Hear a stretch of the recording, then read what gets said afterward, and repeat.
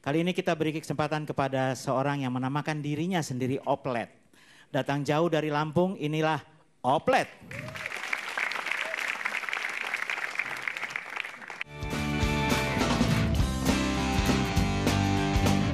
Gua mahasiswa, terus wirausahawan juga, anak kos juga, kadang suka pengangguran. Motivasi gue ikut open mic supaya ibu kos gue nonton dan alhamdulillah kalau uang bayaran kosan gue selama 5 bulan di free.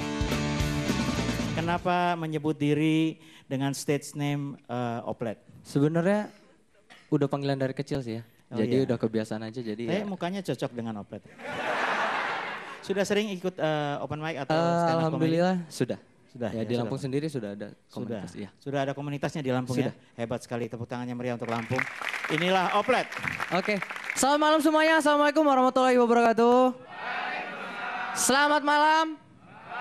Oke, nama gue Oplet, gue dari Lampung.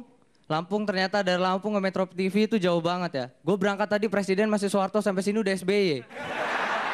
Malam ini gue open mic di Metro TV nggak ngajak pacar gue. Biasanya ada. Gitu. Karena minimal kalau gue bawa pacar, yang lain nggak ketawa, minimal pacar gue ketawa. Karena kalau dia nggak ketawa, tinggal gue kasih pilihan mau jalan kaki apa bareng. Ya kan? Kenapa anak kos ya? Gue sendiri anak kos ya. Anak kos itu biasanya kalau udah tanggal-tanggal akhir bulan, itu hidupnya nafasnya Senin Kamis. Akhir-akhir bulan tuh biasanya jadi momok buat gua. Karena biasanya ibu kos nagih duit kamar bulanan atau nagih duit listrik. Ya, itu saran gua buat yang lagi ngekos atau berantauan. Kalau ibu kos lo nagih listrik, lu pura-pura kesurupan aja. Kayak teman gua namanya Alvin. Dia kalau ditagih duit listrik sama ibu kos dia pura-pura kesurupan. Jadi kalau ibu kos ngetok pintu, tok tok tok, assalamualaikum, assalamualaikum. Ketika dibuka dia lagi kesurupan makanin beling.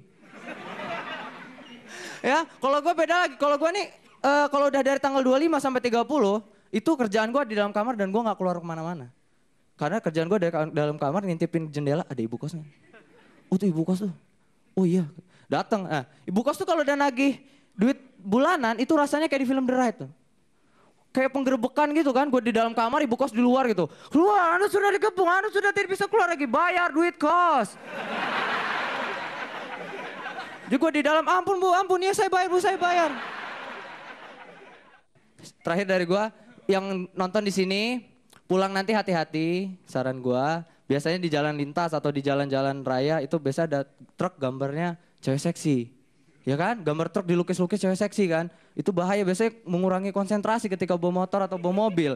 Biasanya yang bikin gak konsentrasi juga bukan cuma hanya gambarnya. Tulisannya, papa pulang mama basah. Oplet, selamat malam. Oplet. Ya Om Ramon. Ada sedikit yang ingin saya sarankan bahwa ada kata-kata yang menyebutkan bahwa stand up comedy itu it's all about statement. Jadi sebetulnya yang kita lakukan di atas panggung adalah statement. Sehingga ketika tadi Oplet menyebutkan bahwa saya anak kos ya, itu sedikit melemahkan statement ya. Harusnya saya anak kos, yakin. Nah itu sedikit saran buat Oplet supaya bisa lebih maju menjadi seorang komik profesional. Oke, terima kasih Om. Tepuk tangan untuk Oplet. Thank you. Inilah dari Jakarta, Leong Kitan.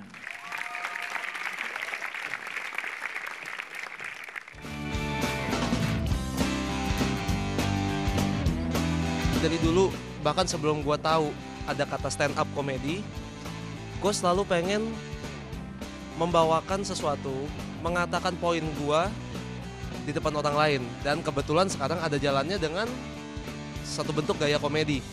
Persiapan gue yang paling utama adalah banyak-banyak nonton Metro TV. Leong Kitan jelas dari Arab ya. Iya. Profesinya sehari-hari selain onderdil? Jadi saya ini pedagang memang. Oh, tepat kan saya. Kita beri tepuk tangan seorang pedagang yang akan mencoba stand up comedy. Inilah Leong Kitan. Selamat malam. Ya, semua udah tahu ya nama gue Leongki. Gue ini adalah komik terkenal ya. Terkenal garing. Gue ini komik yang diakui sebagai satu-satunya di Indonesia komik anti mainstream. Karena gue beda dari komik yang lainnya. Yang lain lucu, gue enggak. Lepas dari apapun pendapat orang, gue tetap yakin kalau gue lucu. Gue ini selain melegenda ketidaklucuannya, gue gak peduli juga. Karena gue tetap yakin kalau gue pinter. Yakin banget, saking pinternya, semua materi yang gue tulis, persis kayak buku karangan Einstein. Gak banyak yang ngerti di mana lucunya. Sebagai orang yang mengaku pintar ya, gue paling gak suka hal-hal yang bertentangan dengan logika. Hal-hal yang paling bertentangan dengan logika adalah ajaran dari orang tua gue. Dari kecil, papa gue selalu bilang, Yongki kasih apa-apa pakai tangan kanan, terima pakai tangan kanan, nyalamin orang pakai tangan kanan. Yang bagus tangan kanan, yang baik tangan kanan. Bohong. Setiap minggu gue open mic, ini mic gue pegang pakai tangan kiri, pegang pakai tangan kiri lagi, tangan kanan lagi. Nggak lucu juga. Lalu terinspirasi dari film The Raid, dia bilang, Yongki hidup itu kayak belajar kungfu. Latihan satu jurus, terus menerus. Lama-lama pasti jago juga. Bohong. Setiap minggu materi yang sama gue ulang lagi. Kapan gue lucunya?